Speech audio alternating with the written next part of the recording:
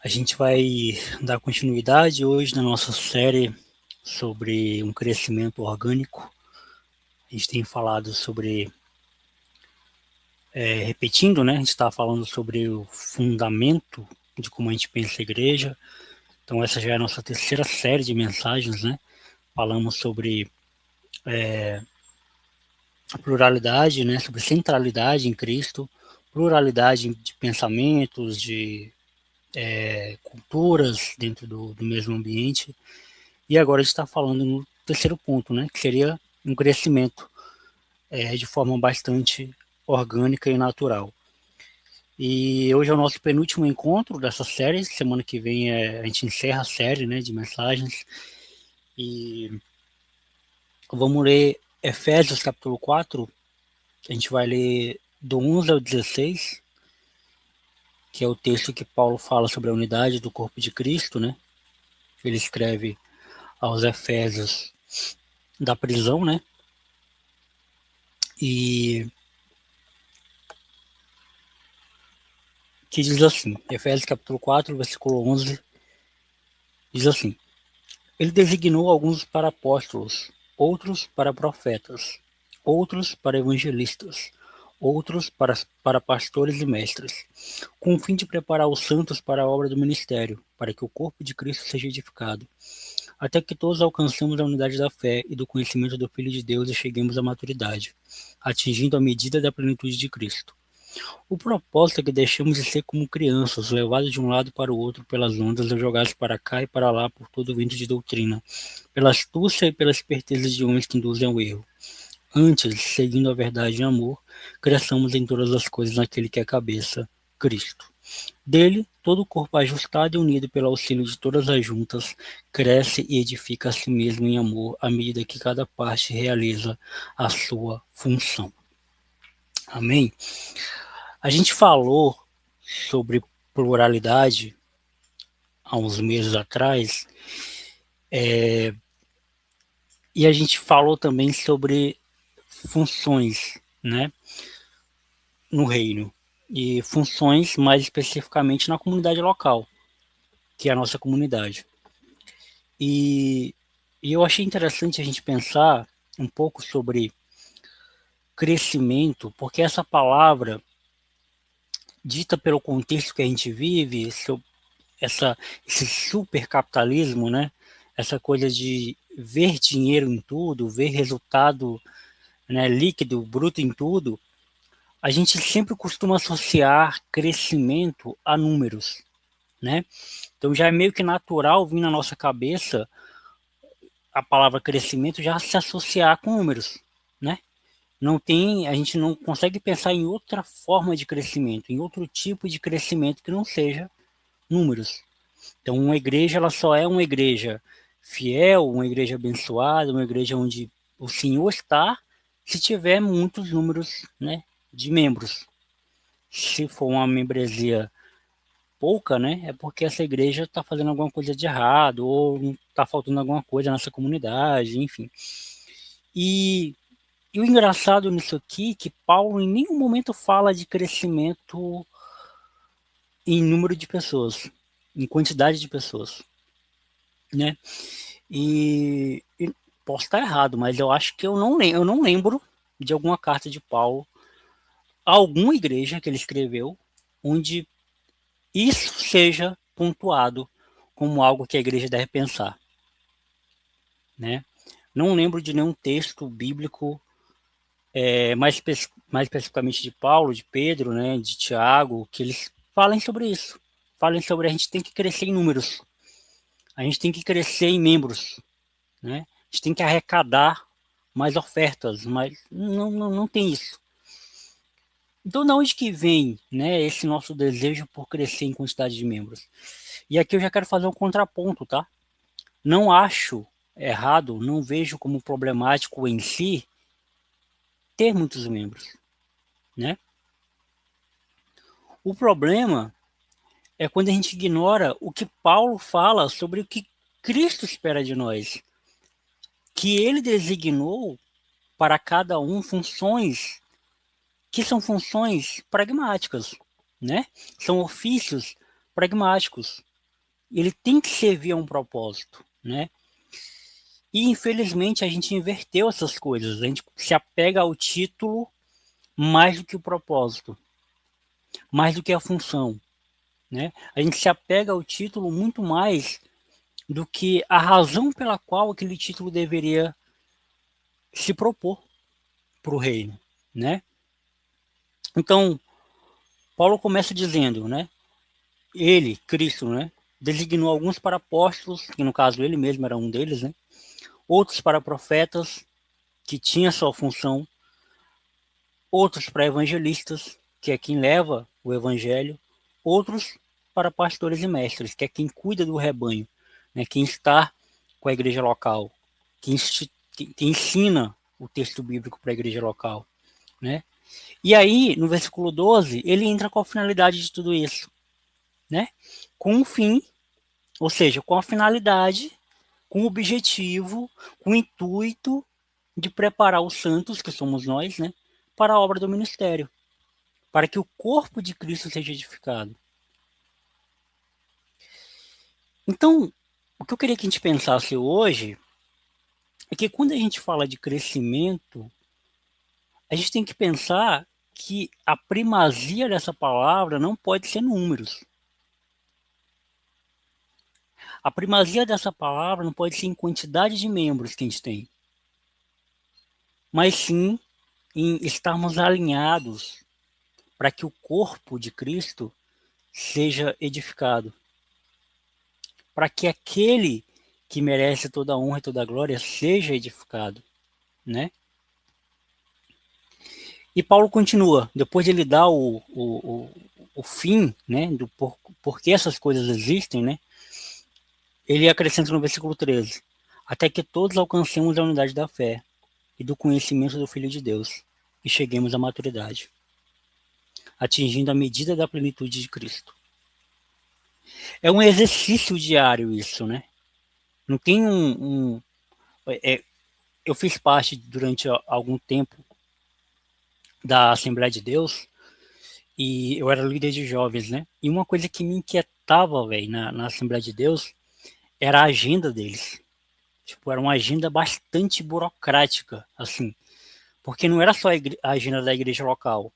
Era a igreja sede, a subsede, a sub-sub-subsede, a regional, sabe? E cada igreja, e cada coisa dessa tinha uma agenda que a gente tinha que seguir.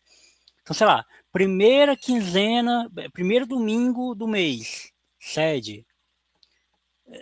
Primeira sexta-feira do mês, regional. Aí, Assembleia Ordinária, não sei do que, da comunidade regional X, primeiro sábado. Então, essa coisa me inquietava, me angustiava, mano, assim, muito fortemente. E óbvio, eu estou citando a Assembleia de Deus porque foi a realidade que eu vivi, mas isso é a realidade de muitas igrejas por aí, né? Há muito tempo. Essa super agenda, né? Essa coisa de ter que unir todo mundo em torno disso, em prol disso. E a gente, eu repito, tá? Eu não vejo problema em si em ter números, né? O problema é quando o número vira primordial, né? Onde a quantidade de membros dita a qualidade do ministério,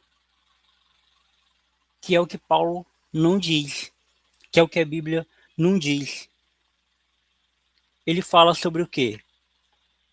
Unidade da fé, conhecimento de Cristo e maturidade. Ele fala dessas três coisas. O que seria unidade no nosso meio? É um propósito, né? Estamos aqui em um propósito. O propósito aqui é ouvir o Jonathan falar? O propósito aqui é ouvir o Jean cantar? O propósito aqui é ouvir o MacGyver ministrar o catecismo? O propósito aqui é a gente vir se reunir para falar do Neymar, da Copa? Não, né? O propósito aqui é louvar, cultuar, dar graças ao Senhor. Segundo, conhecimento do Filho de Deus, conhecimento de Cristo. O que a gente faz aqui toda semana? Prega o Evangelho de Cristo. né? E o terceiro ponto, maturidade, que é o mais difícil, né? Muitas pessoas leem Romanos 14 com um olhar de vítima, né? Sou fraco na fé, então você tem que me respeitar, né? Você não pode ser pedra de tropeço para mim. Mas Paulo reforça que o objetivo não é ficar fraco para sempre. 10 anos de igreja e continuar fraco, meu amigo. 15 anos de igreja, não pode ver alguém falar uma palavra perto de você que se escandaliza? Fica em choque? Ai, meu Deus, falou um palavrão perto de mim. Ai, meu Deus, guardou o sábado. Sério mesmo que você vai se escandalizar durante tanto tempo? O propósito é que nós tenhamos maturidade suficiente para entendermos que, numa igreja plural, vai existir pessoas diferentes de você. E isso não vai tirar o foco da centralidade que é Cristo. O nosso problema, muitas vezes, é que a gente se preocupa muito com a estética das coisas. A gente se preocupa muito com o formato das coisas. A gente se preocupa muito com o estereótipo das coisas. Ah, vai parecer muito isso aqui. Ah, vai parecer muito aquilo ali. Sendo que o que importa de fato são as relações. Olha o que Paulo vai falar no versículo 14. O propósito é que deixemos de ser como crianças, levados de um lado para outro pelas ondas ou jogados para cá e para lá por todo o vento de doutrina, pela astúcia e pela esperteza de homens que induzem ao erro. Paulo está falando de gente que fala muito. Paulo está falando de gente que tem dentro do seu mecanismo uma estratégia muito grande para pegar esse tipo de gente, para pegar essas crianças aqui, né? Aí não gostei da estética, achei chato, vou mudar de igreja. Ah, louvou muito MPB esse louvor. Nossa, quero uma coisa mais worship. Vou mudar de igreja. Ah, a pregação do Jonathan muito textual, muito exposição da Bíblia. Não gosto. Quero uma coisa mais alegórica. Vou mudar de igreja. E nesse mudar de igreja, e olha que quem está falando isso aqui para você é alguém que mudou muitas vezes de igreja, tá? E nesse mudar de igreja, o que a gente transparece? Que está faltando relação. O que a gente pensa de gente que se divorcia muitas vezes, que tem um histórico de relacionamento muito grande? É que essa pessoa é emocionalmente bem resolvida? Não, né? Primeira coisa que a gente pensa é que essa pessoa deve ter algum problema para não dar certo com ninguém. A mesma coisa é a gente, cara. Quando a gente é ruim de relação, quando a gente é ruim de se relacionar com o nosso próximo, com nossos irmãos, com ouvir, com se apegar ao que é central e ignorar o que é secundário, a gente é levado assim. A gente não dura muito tempo nas coisas. A gente começa a vir um culto aqui, outro culto ali, para pensar que não, a gente parou de vir. E versículo 15. Antes, seguindo a verdade em amor, cresçamos em todas as coisas naquele que é a cabeça, Cristo. Quando parece que Paulo está fugindo do principal, ele volta de novo, né? Cristo. Uma vez me perguntaram, um amigo meu, ele sempre perguntava isso, né? A gente se vê pouco, a gente era amigo de infância, a gente cresceu junto. Então a gente se vê pouco porque ele mora na zona rural, ele mora longe, ele é peão de fazenda, né, e tal. Então sempre que a gente se via, ele falava assim, ele me chama de Seco, né? Falou, e aí, Seco, ainda tá na crença? Aquele jeito caipira, né? De falar, ainda tá na crença? Aí eu sempre falava, né? Tô, pô. Aí de novo, e aí, Seco, na crença ainda? Aí eu, tô na crença, né? Aí a última vez que a gente se viu, que deve fazer o quê? Uns 2 anos, ele perguntou, e aí, Seco, tá na crença? Aí eu falei, mano, todas as vezes que tu me vê seja hoje, seja amanhã, seja daqui a 10 anos, daqui a 30 anos, a resposta para a tua pergunta sempre vai ser sim. Eu sempre vou estar na crença em Cristo, na fé em Cristo. Eu sempre vou crer nele. Por quê? Porque o que me une, embora eu ame, não é o Jean, não é o Di, não é o MacGyver, não é o Bruno, não é o Henrique. O que me mantém em Cristo não é a teologia A, a teologia B. É meu relacionamento com Cristo. Tem uma música eu acho que o Jean deve conhecer, da Lilian Soares, né? Que ela faz parte do Tuyo, aquela uma banda indie, né? Mas antes ela fazia parte do Simonomi, e tem uma música dela que ela fala, acho que é Conjura o nome da música, né? Que ela fala que gostaria de novo. Ela fala de o que ela gostaria de voltar, enfim, ela fala sobre ouvir o Cristo, né? Conhecer o Cristo, mais ou menos assim. Eu queria de novo poder ouvir o Cristo.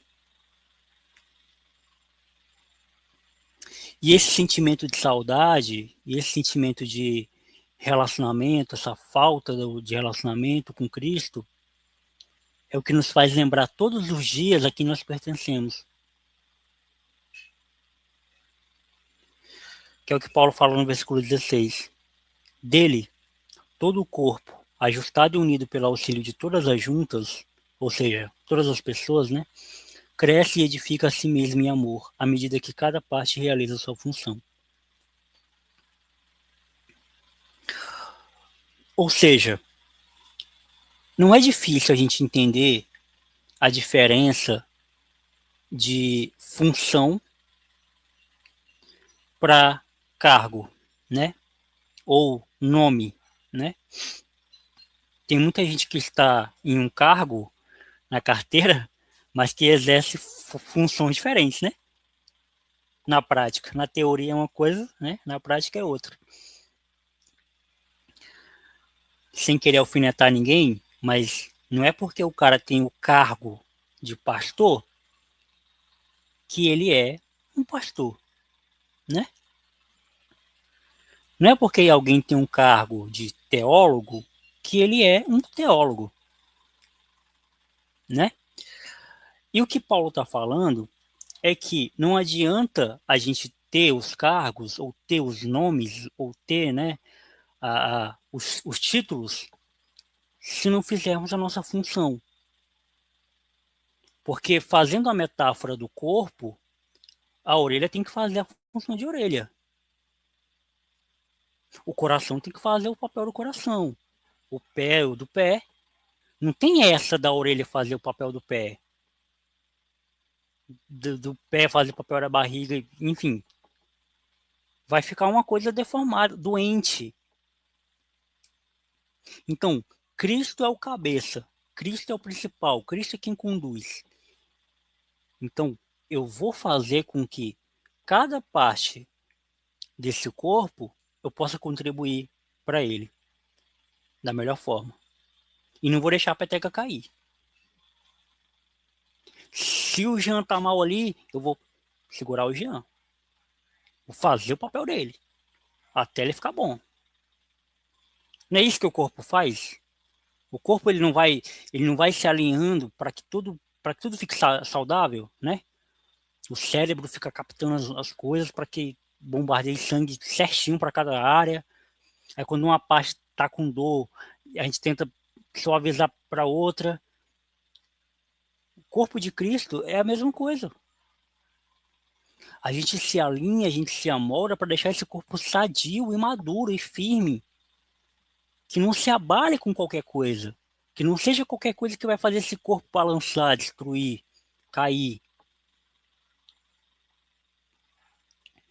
E é um trabalho árduo e difícil, porque, repito, a gente é apegado à estética, a gente é apegado com nomes, com títulos, a gente é apegado com um monte de coisa.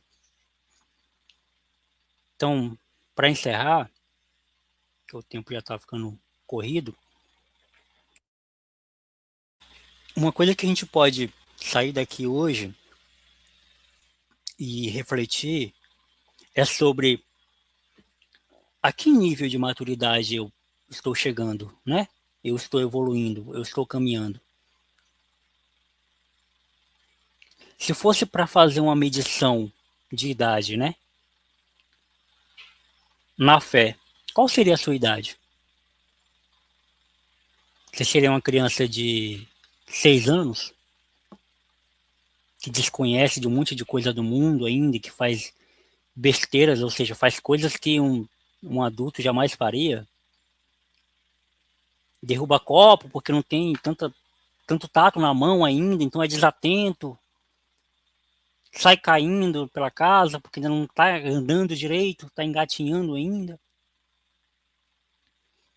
Ou você é um adolescente, tem 16 para 17 anos ali, está na fase rebelde, está na fase de questionar tudo, de achar que tudo que inventaram até você nascer não existe mais, não presta, que o mundo nasceu quando você nasceu. Que a igreja foi criada quando você fez parte dela.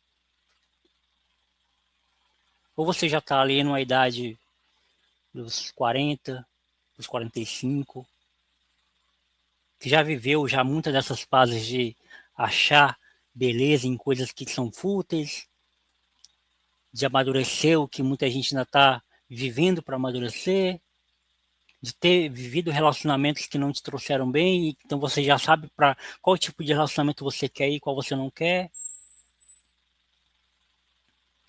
Ou você já está numa idade de uns 90 anos, onde está cansado de crer, está cansado de pensar sobre coisas tão básicas da fé. É um convite a gente a pensar, né? Sobre maturidade, sobre idade da nossa fé.